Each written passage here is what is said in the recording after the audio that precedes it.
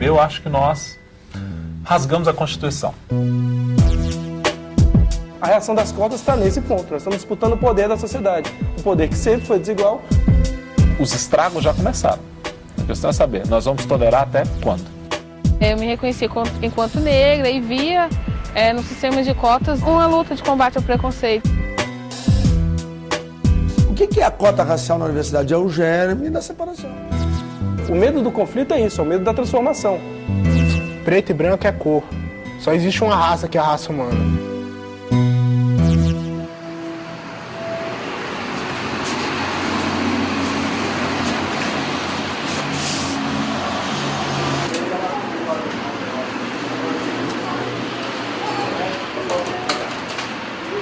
Eu decidi fazer uma universidade porque em um momento anterior da minha vida eu estava sem uma perspectiva assim muito profunda de um curso superior, né? Já sabia do ProUni, já sabia do FIES, mas eu não tinha uma expectativa muito grande de estudar na UNB. Claro que a gente imagina assim, nossa, seria muito legal estudar na UNB, que foi um sonho que meu pai alimentou, tanto dentro dos filhos quanto dentro dele mesmo, de ter um filho na UNB. Eu fiquei sabendo das cotas pelo meu irmão, não as cotas como uma forma mais fácil de entrar. Eu concorreria com negros que estavam em igualdade de condições históricas e escolares à minha.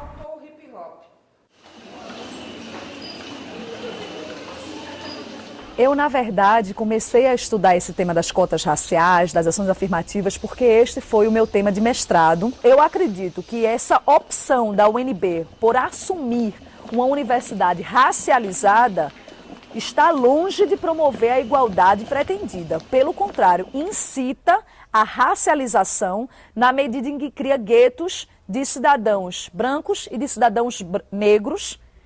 E você poderia ter outros mecanismos para poder integrar os negros que não fosse a partir de cotas raciais.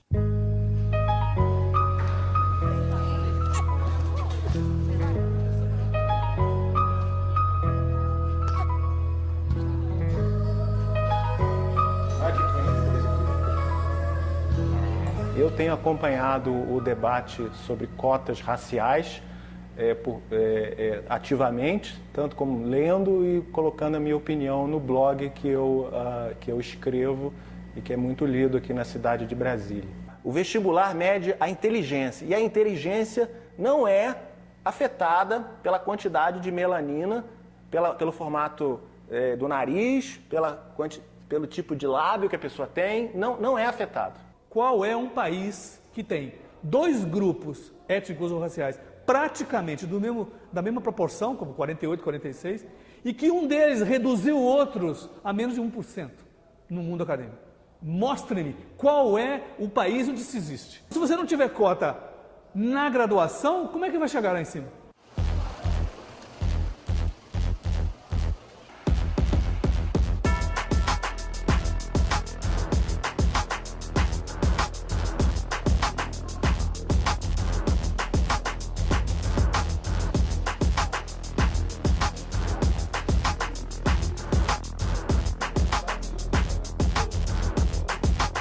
Eu tentei cotas vestibular no terceiro ano, no meio do terceiro ano, e foi o primeiro vestibular que eu fiz e eu passei. Eu fui tentar a cota só em 2005, que foi quando eu consegui ingressar no UNB, no segundo semestre de 2005. Eu vim de uma família, meu pai é semi-analfabeto, minha mãe é analfabeta.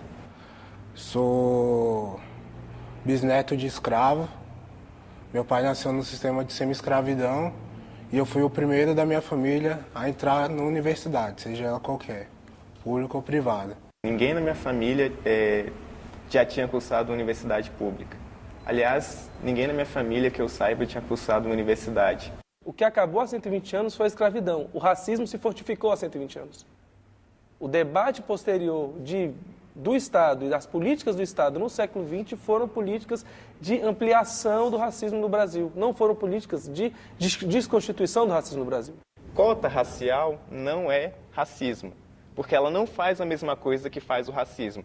hierarquizar grupos raciais, não. Ela se propõe a igualar esses grupos raciais. Eu entrei numa universidade que poucos negros entravam e saio de uma universidade onde muitos negros entram.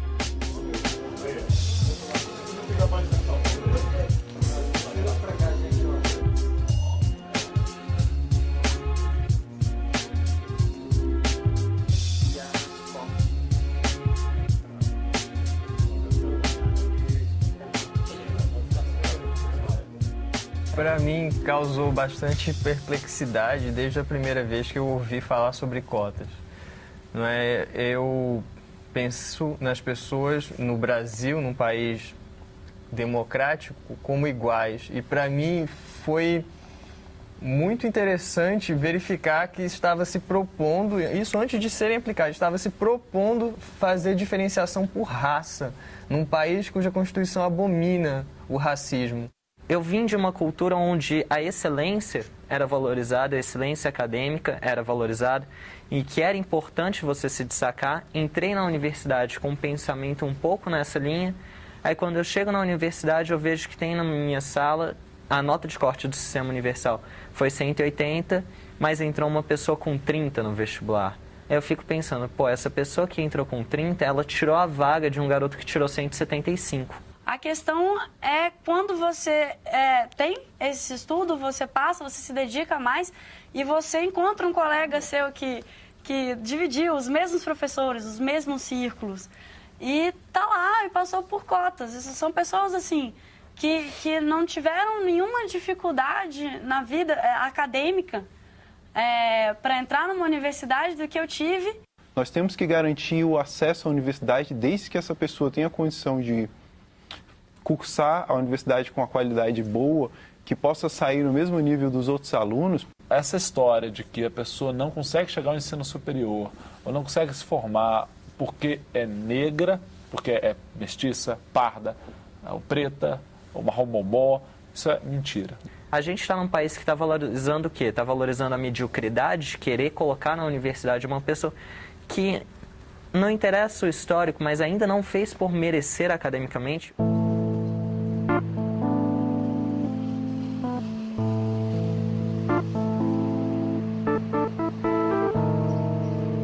Meus pais são nordestinos, do interior do Pernambuco. Eles começaram a trabalhar muito cedo, né?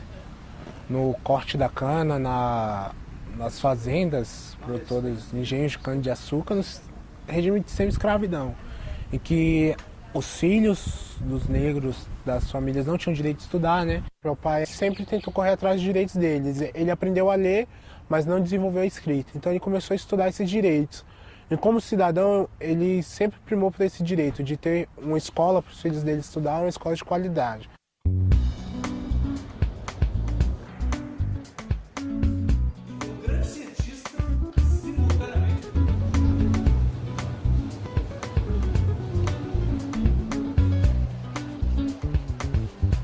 O caso Ari, na realidade, foi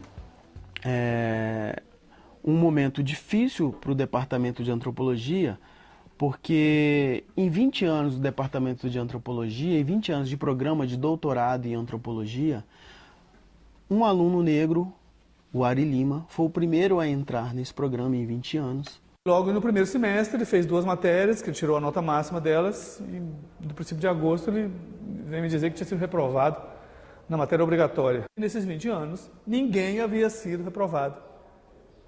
É uma matéria obrigatória.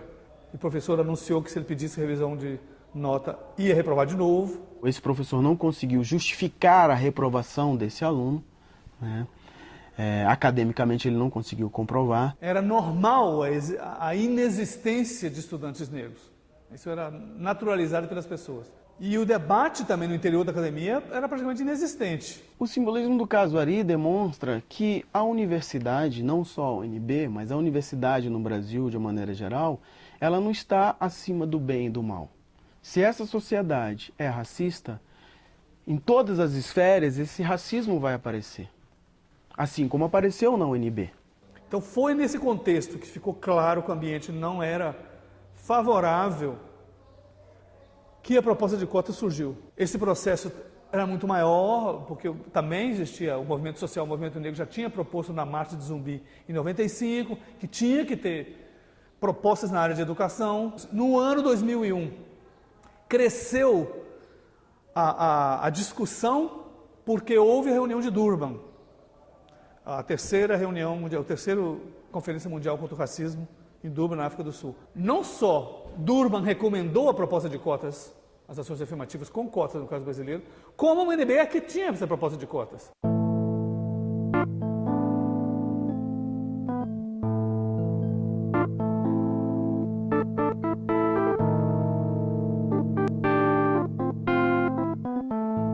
Não houve uma discussão ampla, se dizem que houve mentira, houve uma discussão apenas no Conselho Universitário. Quando me perguntaram no meu departamento, eu falei que eu era contra, sempre fui contra, mas a minha opinião não serviu para nada. E a mesma forma que a opinião de centenas de colegas não serviu para nada.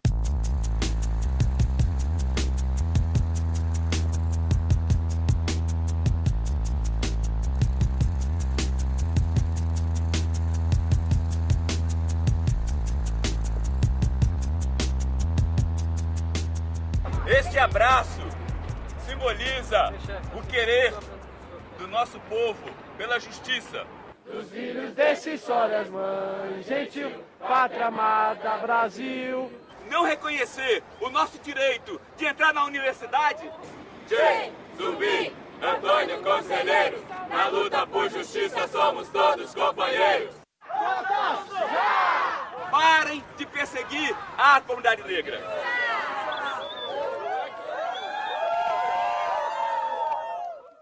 O que eles querem fazer com que a população creia é que nós vivenciamos um Estado racializado, como aconteceu nos Estados Unidos, em que o negro, por mais rico que fosse, ele podia ser Pelé, ele não ia ter acesso a inúmeros segmentos sociais, instituições sociais, simplesmente por conta da cor da pele, porque independia de renda lá nos Estados Unidos. Os americanos criaram a regra da gota de sangue única. Pela regra da gota de sangue única, se você tem um ancestral negro de qualquer geração, você é negro. E por essa regra pode-se aplicar leis de segregação, porque cada indivíduo terá um lugar definido na aquarela das raças. Boa noite, vamos começar aqui nossa reunião, essa audiência do coletivo de articulação em defesa das cotas. A posição da UNB em relação às cotas já está tirada, a UNB é favorável às cotas. Tem que avançar na constituição desse projeto na sociedade. O que a gente está querendo é potencializar, digamos assim, essa discussão. Precisa de ações mandatórias, como vocês bem disseram. As cotas são necessárias num país como este, que se aproxima da apartação, do apartheid, né, e que, para se desenvolver plenamente, precisa integrar esta força social que é no país representada por uma maioria de negros e de pardos excluídos do seu melhor desempenho. Veloso, Vicentinho, Aguilar da Instituição, João Negro.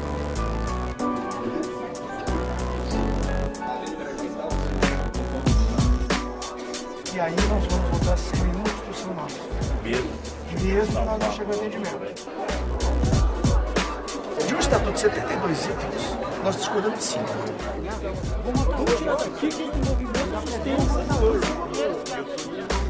Nós precisamos de manter na pauta do dia de hoje. Parece que vivem em outro país. Não, senhora. Não, senhora. Nós estamos evitando que nacionalize o Brasil. O Brasil não vai ser país tricolor, rapaz. O IBGE que eu consulto é o mesmo que você consulta, não é? Não é? Você não vê as estatísticas do Brasil? Escolaridade, renda, emprego, é igual. Não tem discriminação racial. Nós defendemos. Nós temos 95% do estatuto. Nós temos o que está errado é quando vai para a racialização. É isso que eu vou fazer. Promover isso nós vamos fazer, mas isso se faz com cota social. Não se faz por cota de cor. O que é a cota racial na universidade? É o germe da separação. É o germe do conflito. né? É o vírus da destruição, pode ser pequenininho lá, né? Mas é o vírus da destruição dessa coisa bonita que a gente tem de ser tudo misturado. Nós só somos tratados como iguais quando dizemos amém e abaixamos a cabeça. Nós não queremos isso. Nós queremos que todos se olhem como iguais.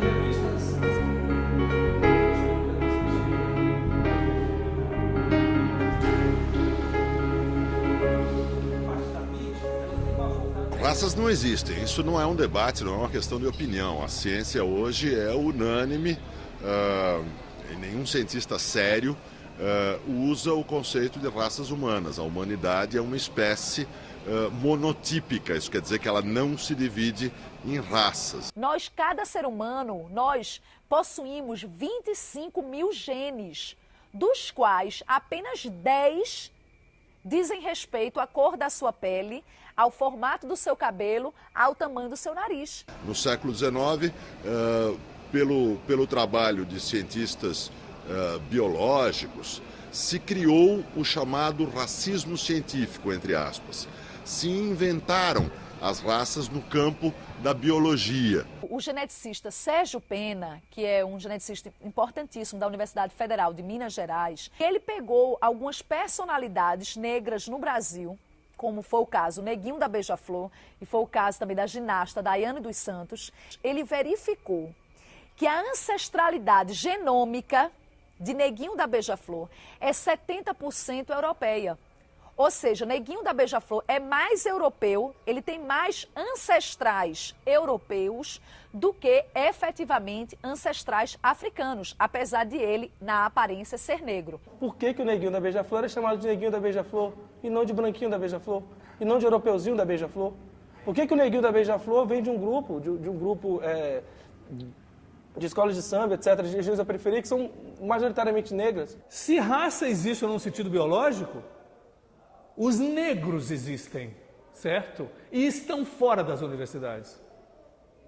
A questão histórica, a questão política, a questão de racismo é o fato de que temos uma população negra de secundaristas negros que não conseguem entrar nas universidades. A ciência não prova a existência de Deus, mas as pessoas creem na existência de Deus.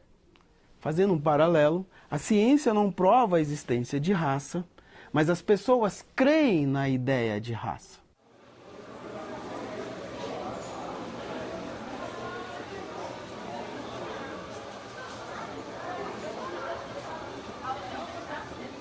Quando eu fiz, foi em 2007, no final de 2007, me perguntaram para me contar um pouco da minha trajetória como negro na sociedade, da minha vivência.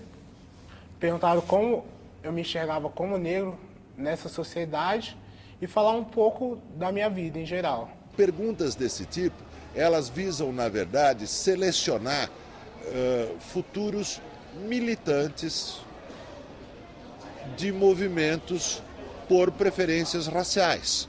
O que se está selecionando são pessoas dispostas a continuar a luta pela separação dos brasileiros em raça e pela promoção de políticas de raça. Esse tipo de aferição não é para definir raça, é para preservar a fraude. É para evitar que alguém se disfarce e iluda o sistema sob a impressão de que vai encontrar um modo mais fácil. Para mim, isso me lembra o Tribunal de Nuremberg. Isso me lembra as leis raciais de Nuremberg, quando lá no estado nazista de Hitler, ele quis implementar por meio de lei quem era na época judeu e quem era alemão. Curioso, estranho o argumento. Os nazistas retiraram os judeus das universidades, colocaram no centro de campo de concentração para matá-los. Nós estamos, com argumentos pacíficos, abrindo a porta da universidade para que os negros possam participar. E eu não preciso refrescar a memória de vocês para dizer do caso dos gêmeos univitelinos em que um foi considerado branco e o outro foi considerado negro pelo Tribunal Racial da UNB. Que tribunal é esse?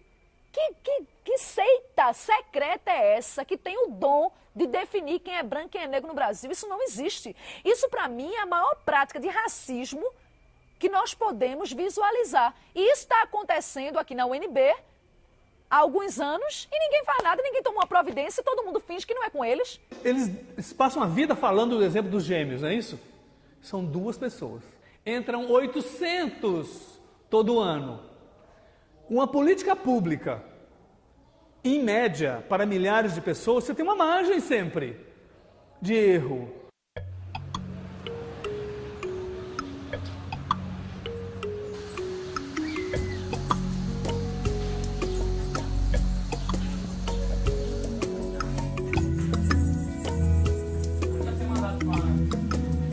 Não, a ideia é que isso seja levado para outras instâncias, até porque tem algumas coisas que a gente precisa ajustar, como por exemplo, a questão das bolsas, de onde vem, quem paga, para onde vai.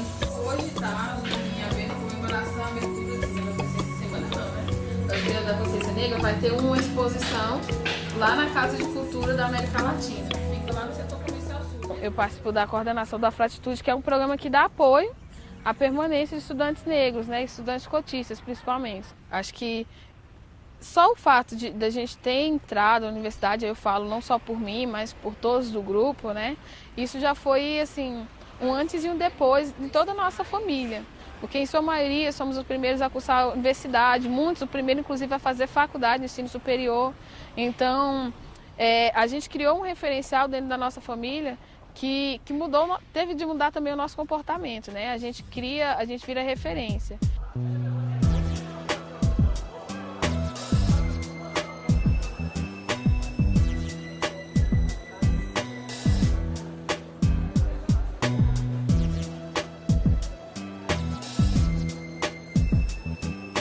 Quando eu coloco que eu sou cotista, eu sei que terão reações diferentes. Muitos cotistas eu vejo hoje, né, um medo de falar sobre isso, né? Eles fogem. Às vezes tem colega que foge de mim quando eu quero discutir essa questão. Eu nunca tive a oportunidade de presenciar um debate coletivo com sucesso, numa sala de aula, algo assim.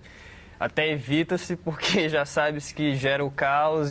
As pessoas têm que entender que as cotas, principalmente os cotistas, a intenção dele não é causar conflito. A intenção do cotista é o quê? Entrar aqui, estudar e fazer a sua graduação. Não é a gente chegar aqui para estar empurrando pela garganta das pessoas que as cotas são boas, que nós somos cotistas. Pelo contrário, é trazer um diálogo para a sociedade coloque a sua opinião e nós possamos colocar a nossa e daí chegar a um ponto em comum. Nós estamos chegando num momento em que a coisa começa a ser assim. Se você quer discutir sobre cotas, você tem que primeiro declarar que não é racista, pedir licença, ver se não tem nenhum cotista, senão você vai ofender a pessoa. É um absurdo isso. Nós vamos passar a basear nossos argumentos na nossa cor, na roupa em que nós vestimos.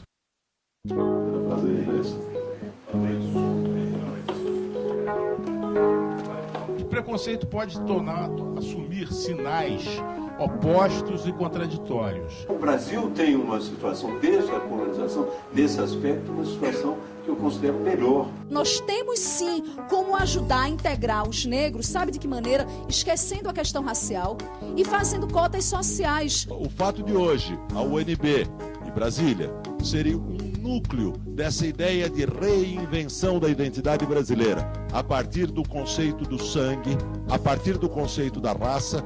É triste, é profundamente triste, na minha opinião. Vou quebrar o protocolo para dizer Não existe uma regra única estabelecida no institucional, por favor. Não existe um negro na mesa e ninguém que defenda a cota. Eu quero dar oportunidade ao senhor de propor aqui uma ação inclusiva, permitindo que um negro fale porque aqui ninguém está falando por nós. Está todo mundo falando contra. Então, atenção. Aqui não é lugar de comício. Não é comício. Aqui não é lugar de comício. Não. Aqui não é lugar de comício. Dá licença que o senhor está sendo mal educado. Dá licença. É sempre isso que acontece. Agora nós sabemos quem são vocês. É um direito que eu tenho falar numa coisa que me diz respeito.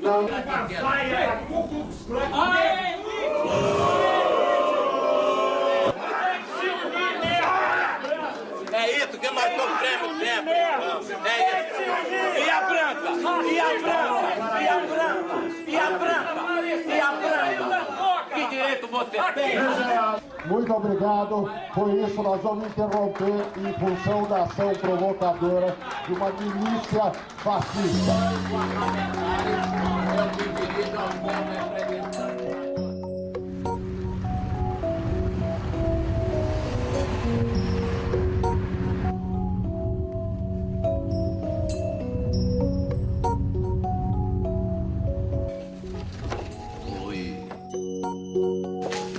Chegue aqui, cá. Cada é simples, porém acolhedora.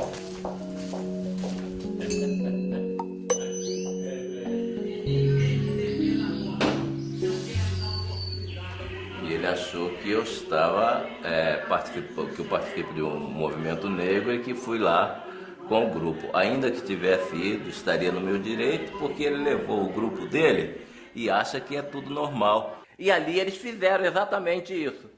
Nos encurralaram, nos entrincheiraram e disseram, agora fiquem quietos. E se não querem ficar quietos, que saiam, porque o espaço de vocês não é aqui. Aquele momento ali é o reflexo de toda uma conjuntura de vida, de toda uma observação, de toda a busca por justiça verdadeira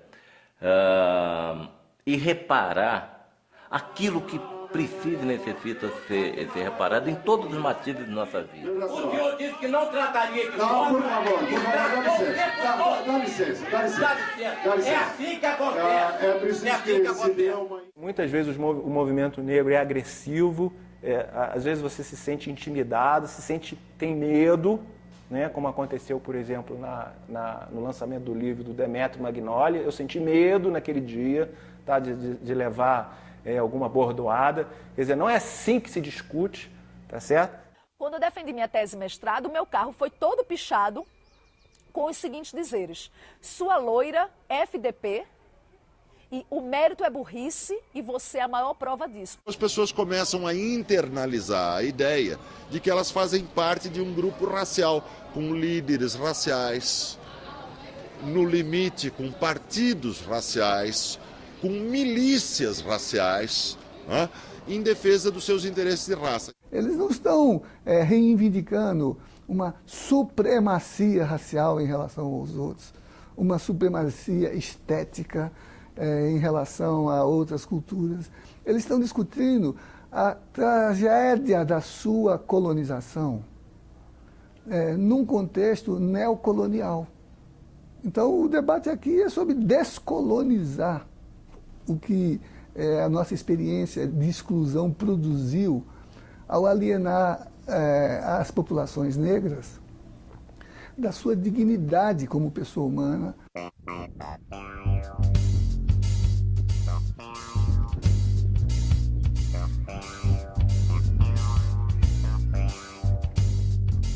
Porque a gente vai lá e quer falar para quem está na escola sobre as condições que a gente viveu, várias oportunidades até de usar drogas, de se envolver com questões de crimes. Beleza, irmão? Como é que é? Paz. Massa, vamos sentar aí.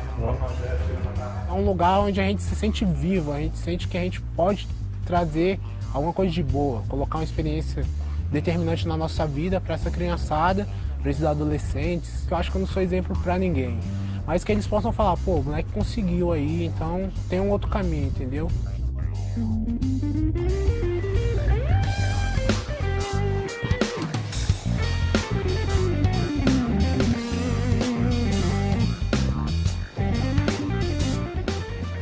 A a universidade trabalha com uma pontuação mínima para entrar. Se ela trabalha com uma pontuação mínima, todos que fizeram essa pontuação e mais acima já tem mérito para entrar.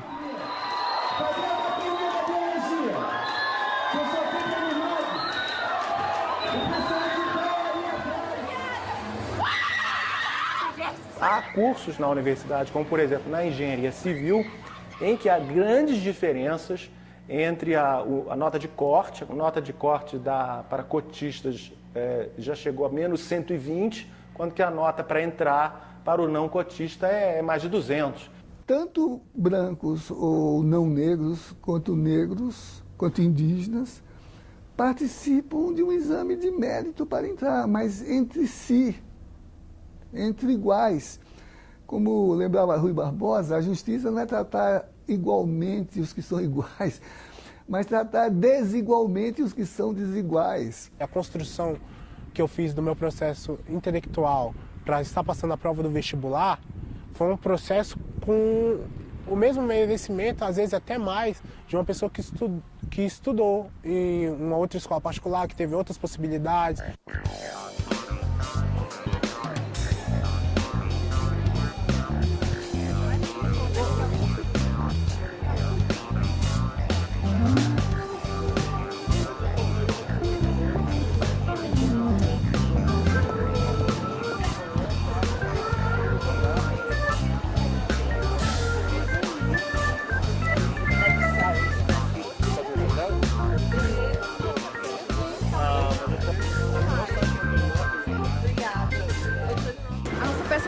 Com base nas histórias de vida, né? Estudantes cotistas, assim como eu, estudantes negros como a Paula, né? Eu saí da UNB no último ano, antes da implementação das cotas, a minha graduação. E quando eu voltei, agora no mestrado, no ano passado, eu me deparei com uma outra universidade, assim, né? Quer dizer, me senti muito melhor lá dentro, assim, porque realmente aumentou muito o número de pessoas negras, que quase não tinha na UNB, né?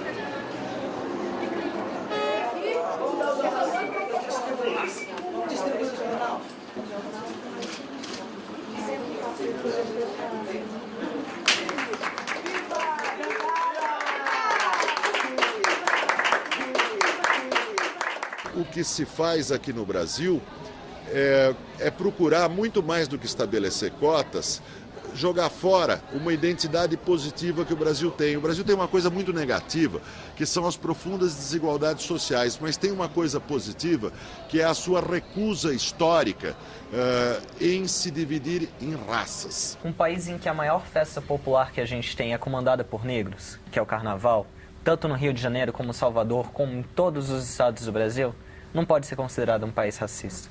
Um país onde um negro tem igualdade de oportunidades, não interessa onde ele seja, não é um país racista. No Brasil é fortemente valorizada a ideia de mestiçagem, né? Você tem uma categoria de cor valorizada, é ser moreno. Brancos querem ser morenos, mas, vamos dizer assim, pessoas de pele mais escura, pretos querem ser morenos, né?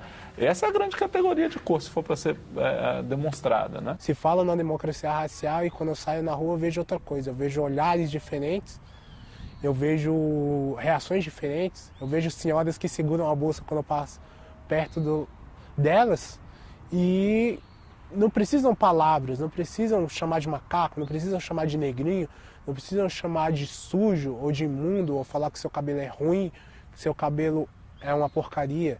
Basta um olhar assim, excludente, ou um segurar numa bolsa, ou um desviar no caminho de você para você ver que essa igualdade, essa democracia racial não existe, porque a pessoa já tem um medo de você baseado no seu estereótipo.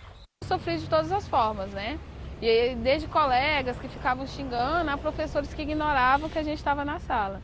Ou então, mesmo como sempre fui aluna de destaque, sempre tinha aquelas conversas em todo no início de ano. Mas você que fez a prova? Nas escolas particulares eu sofri diferentes brincadeiras, né? Porque eu tinha as piores notas, então o pessoal ficava falando que eu era um preto burro, que eu só sabia jogar futebol. Só quem é negro sabe o que passa frente a todos, né? Nós aqui nessa Câmara somos menos de 5%. E quando eu cheguei aqui, o rapaz falou, aliás, não foi rapaz, foi uma moça, você não pode entrar nesse elevador porque você não é deputada.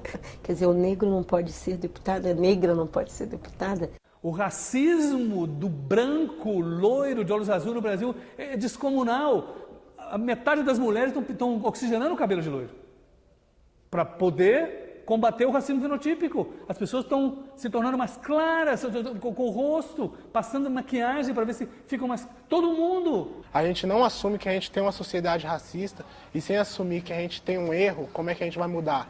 Como a gente vai acabar com esse erro? O que a gente milita não é por uma sociedade só de negros, uma sociedade só de brancos, uma sociedade onde negros se relacionem com negros, mas uma sociedade onde a gente esteja essas relações de forma igualitária.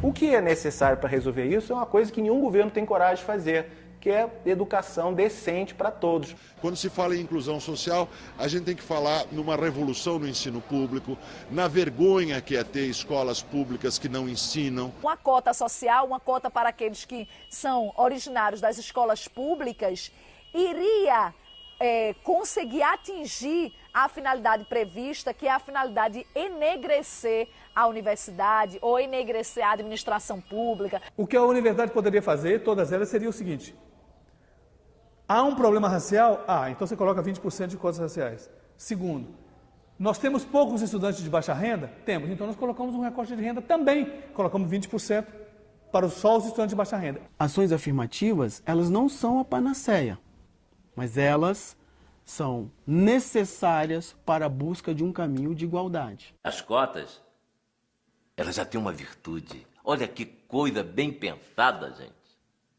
Ela levantou a discussão. Não fosse ela, eu não estaria aqui falando com vocês hoje. O que a gente está falando é que eu sofri racismo. Essa minha vivência foi uma vivência racista. Por favor, olha. Vocês que estão aí, olhem para essas atitudes e a partir daí tomem atitude junto com a gente.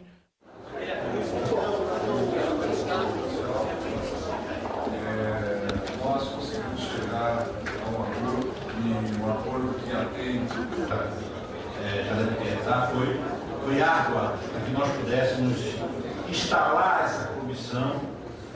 Aqui vai ser votado um relatório onde foi suprimido. Vamos passar agora a votação. Passar a votação do Estatuto. Aqueles deputados que concordam com a votação do Estatuto da Igualdade Racial se manifestem da forma que quiser.